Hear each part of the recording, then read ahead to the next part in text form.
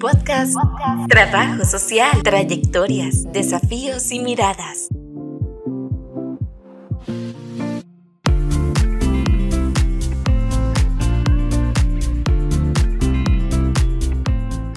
Les damos la bienvenida al podcast de la Escuela de Trabajo Social, Trayectorias, Desafíos y Miradas.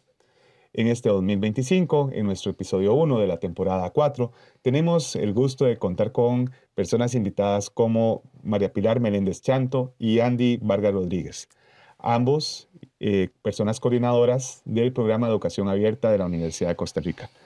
Andy y Pilar, muchas gracias por estar acá con nosotros y nosotras. Pues no, más bien darte las gracias a ti por permitirnos este espacio para dialogar un poquito sobre el PEA y para que se conozca un poquito la historia de esos 20 años de trayectoria. Muy agradecida, Daniel, por el espacio. Bienvenida. Igualmente, muchas gracias a vos, Daniel, y a la escuela por tomarnos en consideración. Para nosotros siempre es muy importante dar a conocer la labor del programa, de qué está haciendo, qué planes tiene también para el futuro. Entonces, muchas gracias por el espacio. 20 años han pasado desde ese primer momento del programa de educación abierta. Eso nos lleva a pensar en cuál ha sido ese recuento histórico del programa. Entonces, Andy, nos gustaría que tal vez nos ayudaras a entender qué es este programa de educación abierta, a quiénes están llegando y cómo fue que de pronto dio sus primeros inicios para poder hacer este recorrido de 20 años. El programa de educación abierta nace en el año 2005 y tiene un nacimiento curioso porque nace a partir de una solicitud que hace un grupo de personas funcionarias en la Universidad de Costa Rica que estaban pasando por un proceso con recursos humanos. Ese proceso implicaba revisar los requisitos para la contratación de las personas y se valoraba de esa manera la posibilidad de una contratación de mayor continuidad en propiedad, etc. Algunos de esos requisitos implicaba que ciertos sectores particulares de la población funcionaria de la universidad tuviera títulos de secundaria ya concluidos por completo. Y habían algunos sectores, como por ejemplo los compañeros de servicios generales, que en algunas oportunidades no contaban con los mismos. Para poder optar por esta mejora en sus condiciones laborales, ellos inician una solicitud a diferentes entidades en la universidad para ver si existía la posibilidad de recibir un apoyo por parte de la universidad para concluir con esos estudios. Se envían muchísimas cartas diferentes a muchísimas unidades académicas, a diferentes instancias de toma de decisiones, y al final quien brinda la respuesta es la Escuela de Trabajo Social y la Vicerrectoría de Acción Social. Lo hacen de manera en conjunta por las condiciones particulares históricas de ese momento y se inscribe el programa como un ED de la Escuela de Trabajo Social. Es un proyecto de extensión docente. En un principio el programa inició con una población de solamente funcionarios y funcionarias de la universidad. Eran aproximadamente 240 personas, en su gran mayoría varones, los que necesitaban concluir con este proceso. Conforme se inician las clases, ¿verdad? Y los procesos que nosotros desarrollamos, se van identificando otras poblaciones muy vulnerables, cercanas a la población meta del programa en ese momento, que empiezan a hacer solicitud de ingreso. Entonces, por ejemplo, teníamos un compañero que trabajaba en ebanistería que nos colocaba la necesidad de que su esposa estaba exactamente en la misma situación de él y necesitaba terminar, no sé, matemática de bachillerato para poder optar por una mejora en su lugar de trabajo. Y también encontramos otro tipo de solicitudes como que ya no era solamente mi familiar, sino era mi vecino, una persona cercana de la comunidad que había sido excluida de su proceso educativo en su adolescencia y estaba en la misma situación. Entonces, las personas que dieron forma al programa y que dieron respaldo al programa tuvieron la visión de incluir a personas que fueran externas de la universidad. Parte también de ello de la visión de que la acción social está relacionada con las comunidades y con la sociedad civil. Entonces, prácticamente desde sus inicios, el programa recibe estas tres poblaciones, funcionarios y funcionarias de la universidad, familiares de las personas funcionarias y también personas completamente externas de las comunidades aledañas. ¿Cómo fue el proceso? Fue complejo porque hubo varias unidades académicas que uno hubiese podido pensar que hubiesen querido involucrarse con este proceso, pero sus intereses en ese momento y sus posibilidades no estaban de esa manera. Creemos que la Escuela de Trabajo Social precisamente se basó en su idea y su compromiso con las clases más subalternas, con las personas más vulnerables de la sociedad, lo que hizo que la Escuela de Trabajo Social diera respuesta a esta solicitud y permitiera colocar el programa dentro de su unidad académica. ¿Qué instancias participaron en este proceso que fueron fundamentales? La Vicerrectoría de Acción Social y la Escuela de Trabajo Social fueron tal vez las dos más importantes. Creo que si alguna de ellas dos no hubiese existido, habría sido muy difícil para el programa. Como tercera, vamos a tal vez identificar al Ministerio de Educación. El Ministerio de Educación ha sido una contraparte de este proyecto desde sus inicios, ha tenido diferentes cuotas de participación en el mismo. Creo que conforme ha pasado los años y también con la gestión de doña Pilar como directora general, se ha involucrado todavía más y ha participado y hemos encontrado nuevas líneas y nuevos caminos para poder trabajar en conjunto.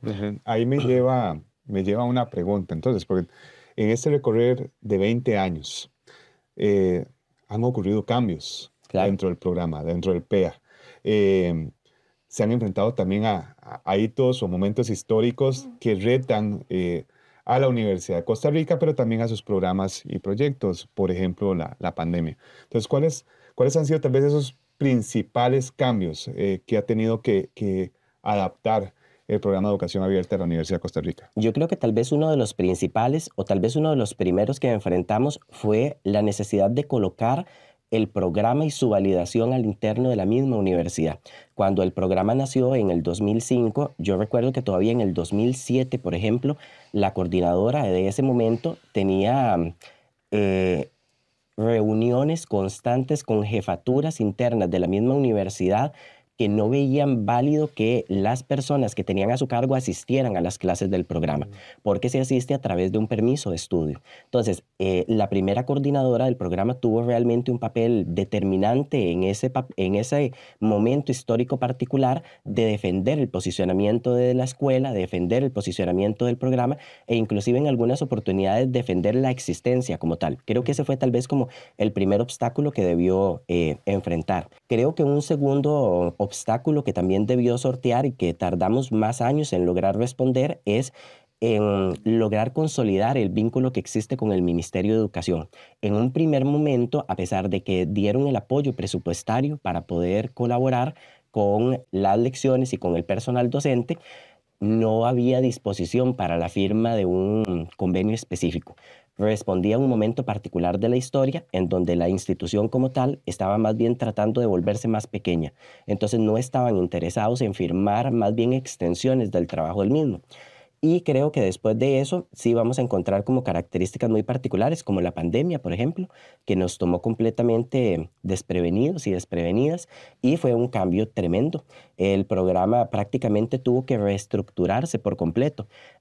Si bien es cierto, creo que para todo el sector educativo del país en niñez y adolescencia fue muy complejo, creo que ni siquiera logramos lograr un equilibrio con la población adulta. Las habilidades y la alfabetización digital de las personas adultas está considerablemente más rezagada que en la niñez y en la adolescencia. Entonces, nuestros estudiantes y nuestra población estudiantil tuvo que prácticamente recrearse a sí misma y reaprender cómo aprender a través de metodologías digitales. Eso implicó un trabajo administrativo y un trabajo docente impresionante desde el programa. Convencer a los estudiantes que pudieran hacer la matrícula en línea, por ejemplo, fue algo muy complejo. Brindarle las herramientas al personal docente que no contaba con ellas para poder idear procesos educativos a través de la computadora, a través del teléfono celular, la misma carencia de suplencia de necesidades de algunos de nuestra población estudiantil. Muchos y muchas no tenían acceso a un buen internet, muchos y muchas no tenían una computadora en su casa para poder conectarse a las clases, tenían que hacerlo desde su teléfono celular. Entonces, realmente fue un reto impresionante y yo creo en ese aspecto que doña Pilar como directora tuvo un papel impresionante en la dirección de un cambio tan grande. Fue prácticamente sacarse un proyecto nuevo en cuestión de 1 o 2 meses y hacerlo con éxito. Curiosamente, el programa sufrió un aumento y un boom en el proceso de matrícula. Pasamos de recibir, 300 solicitudes de ingreso a que llegaban momentos en los cuales en las matrículas teníamos que cerrar la matrícula un día después de haberla iniciado, porque teníamos 1000 solicitudes de ingreso. La virtualidad, si bien es cierto, colocó muchísimos retos, amplió las posibilidades de llegar a sectores donde nunca antes habíamos llegado. Entonces, por primera vez teníamos estudiantes de Limón, de Guanacaste, de zonas muy alejadas, que no tenían anteriormente acceso al programa por la dificultad de poder acercarse presencialmente a las clases. Creo que también de la mano a esto se vio reflejado una mejora con el Ministerio de Educación, ya que el momento histórico de la institución cambia y por primera vez realmente se dan gestiones para la firma ya de un convenio formal que amparara todo el trabajo que veníamos haciendo desde hace muchos años. Para lograrlo se necesitaron muchas condiciones estructurales. El programa en ese momento ya había sido seleccionado por el mismo Ministerio de Educación como uno de los programas más grandes y más exitosos a nivel de país, gracias a la permanencia en el tiempo, la cantidad de estudiantes que tienen, la aprobación de pruebas del Ministerio de Educación. Entonces llega un momento en el cual ya se logra concretar esta firma y eso nos da un marco legal que amplía las posibilidades de trabajo del programa. Y de la mano a ello, ya se empieza a gestionar una modalidad de trabajo única en el país. En nuestro país, la educación abierta solamente funciona de marzo a septiembre de cada año. Solamente durante ese periodo, el Ministerio de Educación brinda el soporte presupuestario para que los programas de bachillerato por madurez puedan trabajar. Pero al programa no le funcionaba quedar completamente en stand-by desde septiembre que termina el periodo hasta marzo que inicia el próximo. Entonces se inician gestiones con el Ministerio de Educación y se logra obtener una aprobación por parte de la viceministra académica del Ministerio de Educación para que el programa tenga una modalidad anual. Eso quiere decir que somos literalmente el único programa de bachillerato por madurez en el país que no solamente trabaja de marzo a septiembre, sino también de septiembre a marzo del próximo año. Esto tiene un impacto muy fuerte sobre la población estudiantil, porque entonces todos esos 6 meses que quedaban por fuera del proceso educativo vuelve otra vez a ser una posibilidad para ellos y para ellas. Tenemos que reconocer que es un programa que ha impactado de forma positiva, que le ha brindado a la Universidad de Costa Rica acercarse a poblaciones distintas a las que originalmente, digamos, se estaba acercando su proyecto educativo. Pero esto nos lleva a una segunda parte de esta entrevista. Tenemos que entender entonces, porque ahora Andy lo planteó en el sentido de lo que significó durante la pandemia la educación para adultos. ¿Cómo podemos explicar entonces, Pilar, qué es la educación para personas adultas y cuáles son las particularidades que esta presenta? Claro, pensar en educación para adultos es pensar que el centro de la oferta educativa tiene que estar pensada para ellos. Tiene que contemplar las características que tiene la población como tal. Por supuesto, visualizar que la educación de adultos no se concentra solo por un ciclo de vida, que generalmente son como muchos desafíos que presenta también la gente al retomar, porque ellos han sido excluidos en su adolescencia o en su niñez, tuvieron situaciones particulares que los obligaron a desertar del sistema educativo. Entonces, estos procesos de exclusión identifican que ellos tienen particularidades que hay que considerarlas. Y por supuesto, entonces, desde una perspectiva mucho más pensada en que ellos tienen que encontrarle sentido a lo que aprenden. Ya no es como cuando estábamos en el cole, que algunos utilizábamos métodos tampoco estratégicos de repetir y entonces llegar y casi esperar a que le dieran el examen y vaciar todos los contenidos. Ellos tienen que encontrarle una lógica a lo que están aprendiendo y tiene un sentido para la vida. Entonces, nuestra oferta educativa está pensada para ellos y entonces esto implica también conocer cuáles son sus características. Es gente grande, gente que ha tenido 5, 15, 20 y algunos hasta más tiempo de haber dejado de estudiar. Entonces, eso implica que las cosas no le van a ser tan fáciles, que muchos de ellos tienen trabajos con ingresos muy limitados y que esta oferta educativa tiene que ser amigable para tratar de que ellos no se vayan ante todas estas dificultades. Entonces el programa mezcla elementos, una estrategia de cómo impartir las clases de manera que ellos le encuentren sentido a lo que están aprendiendo y no piensen que es solo para aplicar un examen, sino que algo me va a contribuir en mejorar mi condición de vida. Eso va a implicar reflexionar, abrir espacios de diálogo con los profesores. En alguna medida también al pensar que tengo tantos años de haber dejado de estudiar, puede ser que yo diga, me toca sentarme y escuchar a un profesor y yo ya ni me acuerdo cómo utilizar una calculadora y el profesor me está diciendo que tengo que utilizar una calculadora científica. Entonces a veces implica también escucharlos, qué les está pasando en sus historias de vida, qué situaciones vivieron que los obligó a dejar en ese momento pues las lecciones. Nosotros somos conscientes de que a veces a la gente en 2 horas que se siente a escuchar a un profesor no le va a implicar pues aprender todos los contenidos y puede ser que necesite actividades complementarias. Entonces nosotros ahí tenemos vinculaciones, que es la estrategia que ha utilizado el PEA, que es vamos a trabajar problemas estructurales muy complejos de un montón de personas que fueron excluidas del sistema, pero que para poder abordar todas estas particularidades que tienen, no lo vamos a lograr solitos. ¿Y qué hemos hecho?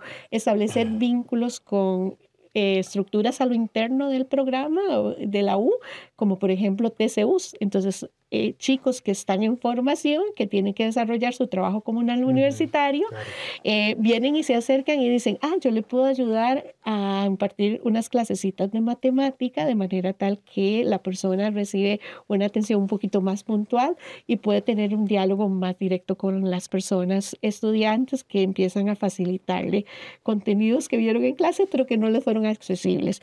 Otras cuestiones, si decimos que es aprendizaje que le encuentre sentido, de poder desarrollar una gira educativa. Ver un contenido en estudios sociales, pero puede ser que implique ir a un museo o ir al Teatro Nacional y te están hablando de la importancia de la época colonial, ir a una gira educativa en Cartago, donde ellos pueden encontrarle todo ese sentido. Ya Andy les adelantó que nosotros fragmentamos nuestra oferta educativa en 2 bloques, que es de marzo a septiembre y de septiembre otra vez a marzo. Es muy difícil para las personas llevar 6 materias de una sola vez. Entonces nosotros fragmentamos, lo cual le va a ser más fácil a la persona decir, puedo llevar 1 o 2 materias, pero en el siguiente bloque no me expongo a 6 meses de no estar nuevamente articulado, no tengo el peligro de que se me quite la motivación, o bien todos los apuntadores sociales, familia, amigos, diciéndole a una persona que tiene cierta edad, que ya es grande, ¿para qué vas a estudiar? ¿Para qué quieres un título? Te estás esforzando, la casa no tenemos muchos recursos, nuestros ingresos son limitados, porque vas a ir a la universidad a tratar de terminar tus estudios. Pilar, ¿podríamos repasar cuáles son las materias y cursos que deben cursar las personas que participan en el PEA? Y tal vez una pregunta mía es, ¿deben llevarlos todos? ¿O hay la posibilidad de que una persona de pronto diga, no, a mí me corresponden estas materias de estos cursos, pero en este particular no, porque tal vez de pronto ya tengo algún otro proceso? Claro, nuestra oferta educativa corresponde a educación abierta, lo cual le da cierta flexibilidad a la persona de escoger las materias que va llevando. Se fraccionan en 2 bloques, tercer ciclo, que es lo que nosotros solemos llamar séptimo, octavo y noveno. Si la persona no ha iniciado, puede empezar con nosotros. Si la persona ya lleva algunas materias ganadas porque tiene séptimo aprobado, pues pasará a octavo y así sucesivamente. En cada uno de estos niveles, séptimo, octavo y noveno, las personas van a llevar 6 materias que serían estudios sociales, español y cívica, matemática, inglés y ciencias. Nosotros lo que le ofrecemos a la persona es que en cada ciclo le vamos a ofrecer 3. Para el primer ciclo, que va de marzo a septiembre, le estaríamos ofertando a las personas lo que es inglés, ciencias y matemática. La persona puede decir, tengo tantos años de no haber estudiado que me va a resultar muy complicado retomar, porque soy padre de familia, porque soy el responsable de mi casa, porque además trabajo. Entonces puede ser que diga, yo voy a arrancar con una primer materia, voy a llevarla de una en una. El programa no le va a apresurar. Lo que nos interesa es que la gente pueda concluir su proyecto. Entonces puede ser que lo fraccione de una en una o puede ser que lleve bloques de 3 en 3. Va a necesitar cumplir las 6 materias de los 3 niveles para pasar a bachillerato.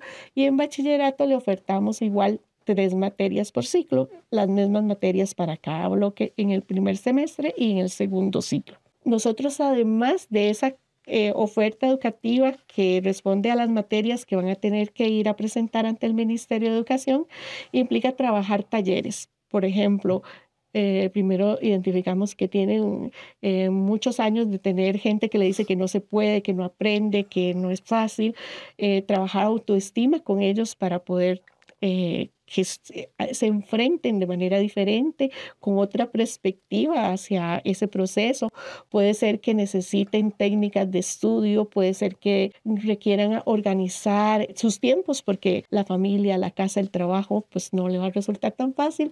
Puede ser que necesiten orientación vocacional, que hemos tenido prácticas de orientación que también nos fortalecen, porque a veces también identifican que su proyecto no se acaba con tener el título, sino que pueden seguir adelante. Tenemos historias maravillosas dentro del programa que te dicen gente que ha terminado, que continúa sus estudios en la universidad. Hay un caso que es muy, muy significativo, un estudiante del PEA que después se convirtió en profesor de español y les imparte las lecciones a ellos, ¿verdad? Entonces les identifica que efectivamente sí hay cosas que pueden ser soñables y alcanzables y que el programa tiene la disposición de apoyarle para que eso que quieren pueda ser realizable.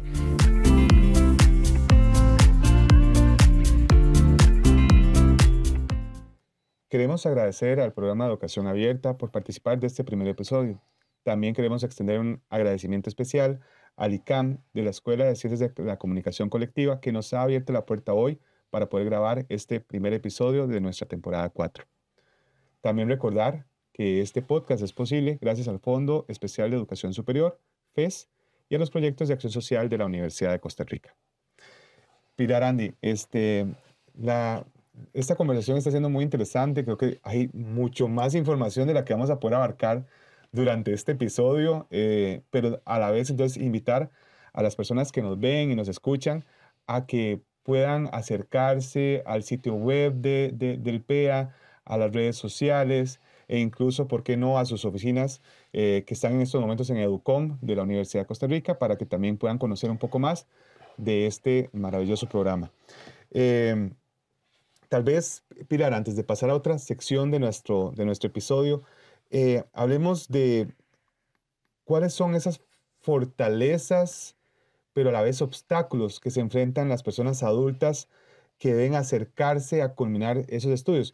Ya nos mencionaban antes de ese aspecto que de pronto puede aparecer en su entorno más inmediato. Andy nos recuperaba también de esos obstáculos que de pronto se enfrentaron en los primeros años en la universidad, pero ¿cuáles son esos otros elementos que de pronto están presentes en la actualidad en el programa hoy? Esos obstáculos tienen que ver también con sus posibilidades de familia, de poder hacer una designación de recursos para poder presentarse al programa. Pero hay también esas limitaciones se convierten en fortalezas. Cuando yo tengo muy claro que a mí me ha costado mucho, también tengo muy clara mi meta y focalizo que mi esfuerzo tiene una intención y que la voy a aprovechar al máximo. Es interesante ver cómo nuestros estudiantes asumen también una identidad UCR. Ya aquello que era tan lejano y que el espacio universitario no es amigable y está para algunos y no para mí, de repente se humaniza y ve que sí puede llegar a la universidad. Y cómo esas mismas historias de mamá esforzándose, papá esforzándote, también le da esa motivación a sus hijos para llegar. A nosotros nos resulta bastante motivador ver cómo el sello UCR lo posicionan hasta en signos externos, pasan a la tienda U y se compran una camiseta que dice soy UCR, ¿verdad? Entonces ya hay un posicionamiento de trascender cómo la UCR hay una proyección que le permite oportunidades de vida. Tengo tan claro que me estoy esforzando tanto que le voy a poner ganas. Me integro con un grupito de estudiantes. En mi época colegial tal vez no lo tuve las oportunidades, pero empiezan a decir, mira, reunámonos, hagamos un centro. Aquel que de repente escuchaba, ya me voy a ir, los pases no me alcanzan, mi jefe no me deja, y el otro que le dice, suave, no se vaya, aguante, ya casi. Hay una motivación que que se va generando en las relaciones interpersonales en ellos que también los motiva. Yo diría que también el ver que el programa le da seguimiento. Nosotros destinamos parte de nuestro quehacer a decirle, fulano de tal, María, no has vuelto a las clases, te llamamos por teléfono y te preguntamos, María, ¿qué te pasa? ¿Por qué no estás llegando a clases? ¿Hay algo en que podamos ayudarte? Eso ya humaniza esa oferta educativa y le da un sello de calidez y de soporte que las situaciones personales que viven. Recuerden que nosotros tenemos población de alta vulnerabilidad, que no tiene los recursos para pagar un instituto y regresar. Entonces, estas cosas que ellos se sienten ya como persona que está siendo identificada, que tiene un nombre, que tiene un apellido y que además se interesan por mis situaciones, hacen que el compromiso sea mayor. Y debo decir también que los profes son muy buenos. Entonces, cuando el profe es bueno, yo digo, lo estoy entendiendo, antes no entendía. Todas estas son variables que hacen que nuestra población se mantenga y logre éxito. Hay algo que no, bueno, se ha mencionado, pero me interesa conocer de la población actual. ¿Qué rangos de edad tiene, digamos, las personas que para este periodo de marzo a septiembre están participando del programa? Como para que las personas que nos escuchan o nos ven también comprendan quiénes están acá. Bueno, nosotros tenemos población mayoritariamente entre el rango de 18 hasta los 40 y tantos, es el grosso de nuestra población. Es una población feminizada, tiene que ver también con nuestra oferta educativa que se imparte en el día, ¿verdad? Entonces, hemos invertido. Andy les colocó al inicio que mayoritariamente los que ofertaron para el inicio del programa eran hombres que estaban en la misma universidad, que pertenecían a servicios generales, y hoy en día tenemos el 70% de nuestra población son mujeres. Entonces, el rango mayoritario está entre los 18 a los 48 años, por ahí, y después tenemos población un poco más grande. La mayoría de nuestra población estudiantil tiene ingresos muy limitados, ¿verdad? Sus ingresos están inferiores a 200,000 para cubrir las necesidades de su grupo familiar. Y muchas de las personas pertenecen al grupo más informal, trabajos muy ocasionales, muchas mujeres con el cuidado de familia y demás. Entonces, las que les cuesta más regresar al sistema educativo son a las mujeres, porque siempre postergan las necesidades del grupo familiar y se colocan de últimas en la fila. El escuchar a las mujeres decir, esta es mi oportunidad, ya tengo mis hijos grandes, ya fueron a la escuela, fueron al colegio, ahora es mi turno, ya me puedo colocar en la lista y puedo decir, ahora sí soy sujeta de retomar mi deseo de continuar estudios y demás. Entonces, pues sí hay un cambio en la población. Sí recibimos solo personas mayores de edad. Esto nos permite ya reconocer el impacto, no hablar de, sino reconocer el impacto que tiene el programa de educación abierta en la Universidad de Costa Rica. Y Andy, este programa nace en Rodrigo Facio, en la sede central, con una población que ya vos nos ya no puedo decir la palabra, que nos diste ese contexto de que era una población acá de la universidad trabajadora, pero de pronto ya también ustedes nos han comunicado de cómo esto se extiende a otras personas, de los cambios que nos mencionaba ahora Pilar en la población. Pero también este impacto pues ha logrado llegar a otras zonas del país. ¿Nos podrías comentar tal vez un poco de cómo, hasta dónde está llegando y cuál es la meta, la población meta actual que tiene el programa de educación abierta? Como lo comentábamos un poco, ¿verdad? Con el proceso de la pandemia, curiosamente el programa de nosotros más bien sufrió un proceso de ampliarse. Parte de este proceso se vio relacionado con el hecho de que el programa se regionalizó. Entonces, además de la sede de Rodrigo Facio, contamos con otras 2 sedes que están ubicadas en la sede del Pacífico, en el centro de Punta Arenas, y en la sede del sur, en Golfito. Estas 2 sedes que ya ahorita en este momento cuentan con su propio ED también, que también ya están inscritos como proyectos de extensión docente acá en la universidad, están atendiendo poblaciones muy interesantes y muy vulnerabilizadas de cada una de sus zonas. Entonces, por ejemplo, en la sede del Pacífico, en Punta Arenas, vamos a encontrar características muy, muy particulares. Entonces, los estudiantes que están ingresando a este proyecto son de todas las islas que están alrededor del centro de Punta Arenas. Entonces, se encuentran con situaciones muy particulares. A veces no logran encontrar una lancha que les traslade de un lado hasta otro lado. Tienen situaciones económicas realmente complejas porque son zonas que han sido invisibilizadas y olvidadas desde el Estado y desde la estructura estatal durante muchísimo tiempo.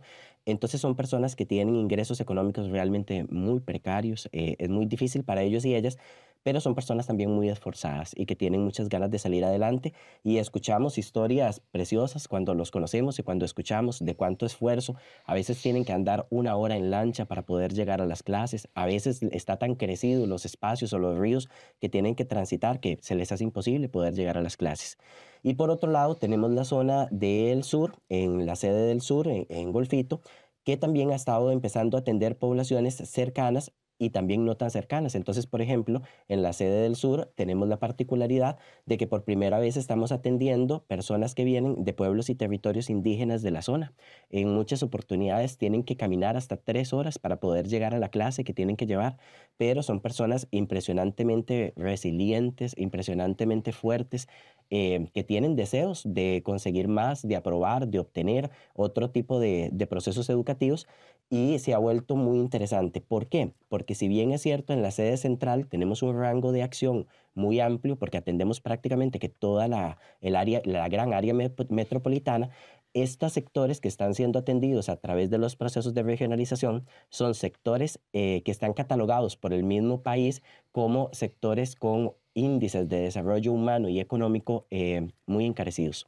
Entonces resulta muy interesante. Y por otro lado, tenemos la experiencia de la Rodrigo Facio, que sigue siendo un poco más grande, pero precisamente por el lugar en el que está ubicado, que recibimos personas de Cartago, de San José, de Alajuela, de Heredia. Entonces, realmente tiene un rango de acción muy grande, y actualmente contamos con una matrícula anual entre las 3 sedes de aproximadamente unos 1,000 estudiantes, si no me equivoco, por año.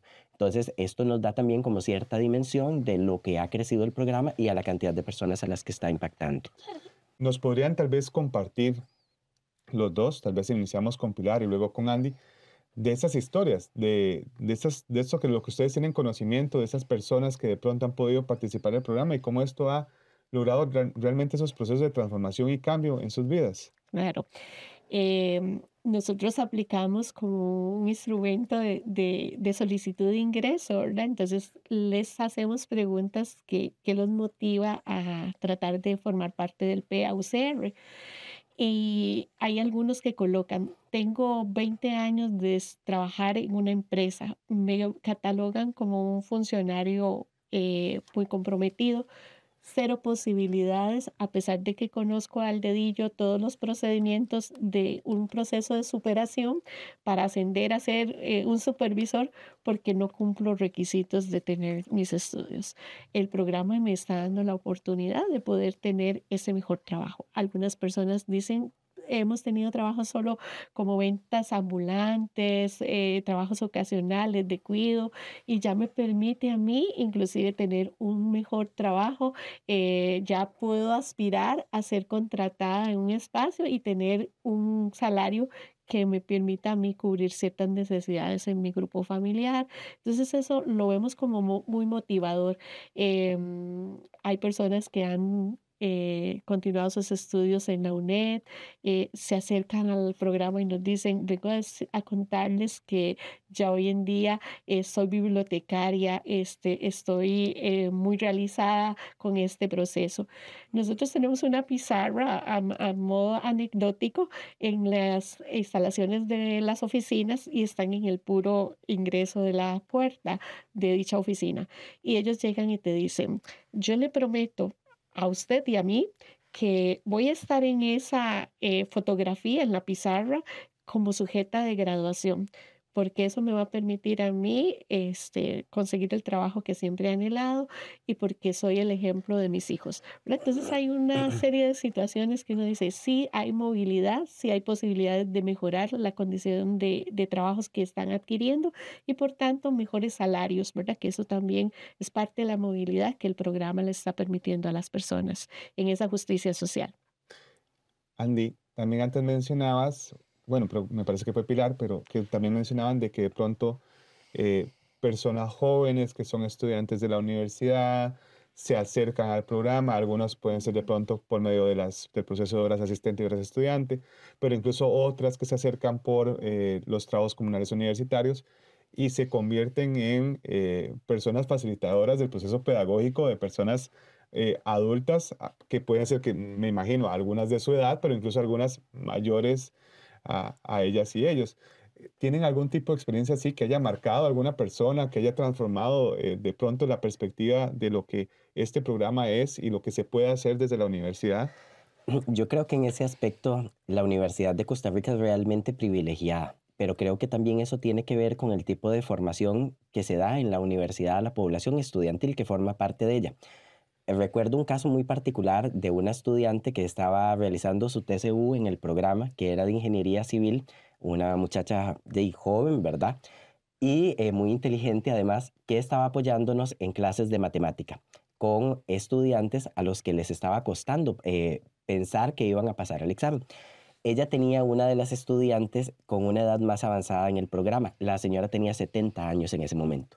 Y lo único que debía para poder terminar su secundaria era el examen de matemática de bachillerato. Y era realmente complejo. A la señora realmente le costaba muchísimo. Al final la estudiante la tuvo como en una tutoría con varios otros estudiantes. Ella, por sus propios medios, la estudiante del TCU, identifica que la señora necesita todavía más apoyo. Entonces, ella misma nos propone que le demos una tutoría aparte por completo solo a la señora. Y esta estudiante de ingeniería se ha vinculado y ha generado un vínculo con esta señora tan interesante en su proceso de profesionalización, que cuando llegó el momento en el cual la estudiante iba a recibir el resultado del examen, estaba más nerviosa la estudiante de TCU que la misma señora que había hecho el examen. La señora pasó el examen y lo pasó con una buena nota. Creo que inclusive lo pasó con un 80.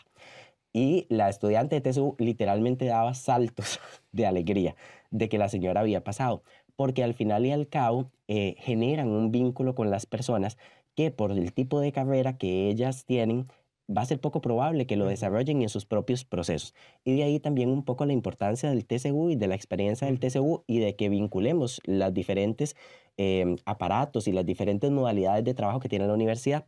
Cuando la estudiante de TCU ya terminó todo su TCU y se alejó, ella nos hizo una carta muy bonita agradeciéndonos porque ella nos decía que esa experiencia que ella había vivido con la señora le había ganado una amiga para el resto de su vida, pero que tal vez había sido una de las cosas de las que ella más se sentía más orgullosa de su experiencia hasta el momento, haber sido parte de ese proceso y haber tenido un impacto real en la vida de esa señora adulta. Tenemos muchísimos ejemplos como este tipo, pero realmente son muy bonitos, pero lamentablemente también tenemos ejemplos negativos. Resulta muy doloroso para nosotros en el programa cuando una estudiante, por ejemplo, no sé, de 40 años se nos acerca llorando en una clase diciéndonos que no va a poder continuar con las clases porque todo su entorno y todas las personas que están a su alrededor simplemente le susurran una otra vez: ¿para qué está haciendo usted esto? ¿Para qué está invirtiendo usted tiempo en esto? Con la edad que usted tiene, ¿usted cree que alguien le va a dar trabajo? ¿Usted cree que usted en verdad va a poder sacar una carrera en la universidad? ¿Usted cree que algún día va a lograr algo con todo ese esfuerzo? Y lamentablemente, si uno no tiene una red de apoyo que le diga lo contrario, uno termina creyéndose lo que le están diciendo. Entonces, cuando nos topamos ese tipo de situaciones, recurrimos a lo que doña Pilar nos había contado. Los estudiantes en el programa terminan haciendo una red de apoyo impresionante y resulta muy lindo cuando tenemos ese tipo de situaciones o cuando escuchamos esas situaciones, por ejemplo, en un taller que estamos dando, cómo automáticamente el resto de sus compañeras y compañeros la acuerpan. Usted es muy inteligente, usted lo puede lograr, quien determina lo que usted va a hacer en el futuro es usted nos tiene a nosotros, estudiemos juntos para el examen, usted lo va a pasar, usted lo va a lograr, usted lo puede hacer. Entonces, creo que esas experiencias son experiencias que tenemos que recuperar porque no sabemos si alguna de las personas que nos está escuchando está tal vez pasando por la misma situación y ni siquiera valora la posibilidad de retomar sus estudios, sea de secundaria, sea de universidad, sea de un curso que quiera hacer. Pero lamentablemente a veces nos quedamos solamente con esa voz negativa que escuchamos susurrándonos en el oído. Y a veces tenemos que cambiar, como sintonizar en otra vía y escuchar otro tipo de voces. Esas voces que nos dicen, usted merece estar aquí, usted tiene derecho a la educación, usted tiene derecho a cumplir sus sueños. Colóquese nuevamente en esa lista de prioridades y colóquese un poquito más arriba. Y cuando pueda, suba a otro escalón y esté más cerca, hasta que usted también pueda tener derecho a disfrutar de su vida, de su tiempo, de sus sueños, de sus objetivos. Estas historias son increíbles. Tuve la oportunidad, he tenido la oportunidad en diferentes momentos de conocer a compañeros, trabajadores y trabajadoras de la Universidad de Costa Rica que de pronto habían iniciado en un puesto, en un perfil salarial más bajo y que ahora están en puestos administrativos, estratégicos incluso para la Universidad de Costa Rica, que impactan en la acción social, en la investigación, en muchas otras áreas. Entonces, realmente lo que hace este programa por las personas y esas historias son maravillosas. Y esto que mencionaba Andy también es importante en el sentido de cuál debe ser entonces el llamado que tenemos que hacer hacia las instituciones, hacia el gobierno, hacia la misma universidad, para poder seguir mejorando en la educación para personas adultas. Yo pensaría que entre más aliados logremos conseguir, pues más fácil va a ser la tarea, sobre todo porque estamos enfrentando problemas estructurales, ¿verdad? La vicerrectoría en los procesos de transformación con nuevos reglamentos y demás, mantener esta disposición a seguir apoyando a esta labor que tiene el programa de educación abierta, pues va a ser fundamental. Creo que también la unidad académica de trabajo social que sigue posicionando pues este tema como prioritario, las articulaciones y las vinculaciones en red que tenemos, una contraparte que tiene un convenio específico y que lo posiciona y lo mantiene. Creo que son como esas importantes colocaciones de articulación y de unión de esfuerzos. Creo que todas las transiciones, ahora que estamos entrando con una nueva figura en la vicerrectoría, el conocer y entender la dinámica y la población con la que cubrimos, ¿verdad?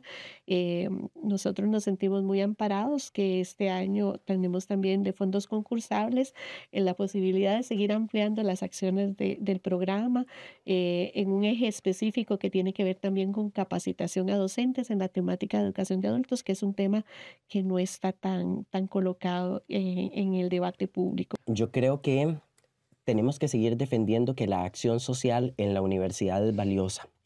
Cuando nosotros analizamos al interior de la misma universidad, seguimos encontrando diferencias presupuestarias y de reconocimiento entre, por ejemplo, la acción social, la docencia y la investigación, que al final del cabo todas son muy valiosas, pero creo que en algunos momentos pasamos por alto el verdadero aporte que la acción social brinda, no solamente el reconocimiento de la universidad, a la proyección que hace la universidad al exterior, sino también en el impacto tan fuerte que tienen las poblaciones que reciben y que son partícipes de ese proceso de acción social.